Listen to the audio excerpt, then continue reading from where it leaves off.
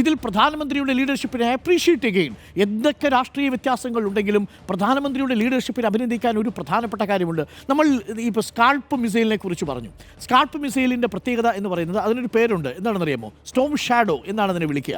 എന്ന് പറഞ്ഞാൽ കൊടുങ്കാറ്റിൻ്റെ നിഴൽ എന്ന് പറയും. എന്ന് പറഞ്ഞാൽ വരുന്നത് കൊടുങ്കാറ്റാണെന്ന് നിങ്ങൾക്കറിയില്ല. നിങ്ങൾക്കൊരു ചെറിയ ഷാഡോ പോലെയാണ് തോന്നുക, നിങ്ങൾക്കൊരു മന്ദമാരുതനായാണെന്ന് തോന്നും. പക്ഷേ വന്ന് പ്രഹരമേൽപ്പിക്കുമ്പോഴാണ് അതൊരു കൊടുങ്കാറ്റായിട്ട് മാറുന്നത്. യഥാർത്ഥത്തിൽ നരേന്ദ്രമോദി ചെയ്തതും അങ്ങനെയായിരുന്നില്ലേ? ഞാൻ യഥാർത്ഥത്തിൽ ഇന്ന് രാജ്നാഥ് സിംഗ് കൊടുത്ത ഉപമയെ അനുകൂലിക്കുന്ന ഒരാളാണ്. നമുക്ക് വേണമെങ്കിൽ വിശാലമായ അർത്ഥത്തിൽ പറയാം, ഒരു സെക്കുലർ രാഷ്ട്രത്തിൽ നിങ്ങൾക്ക് രാമായണവും ഹനുമാനെയും ഈ പറയുന്ന സിന്ദൂരത്തെക്കുറിച്ചും ഒക്കെ പറയാൻ കഴിയുമോ? നോക്കൂ, ഇന്ത്യൻ ആർമി എന്ന് പറയുന്നത് ഒരു ഭരണഘടനയെ പോലെയാണെന്നാണ് എൻ്റെ വിശ്വാസം.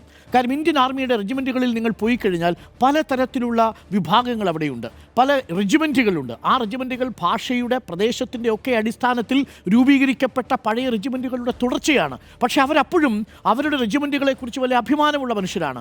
ആ റെജിമെൻറ്റുകളിൽ പലതരത്തിലുള്ള മോസ്കുകൾ നിങ്ങൾക്ക് കാണാം, അമ്പലങ്ങൾ കാണാം, പള്ളി കാണാം, ഗുരുദ്വാര കാണാം.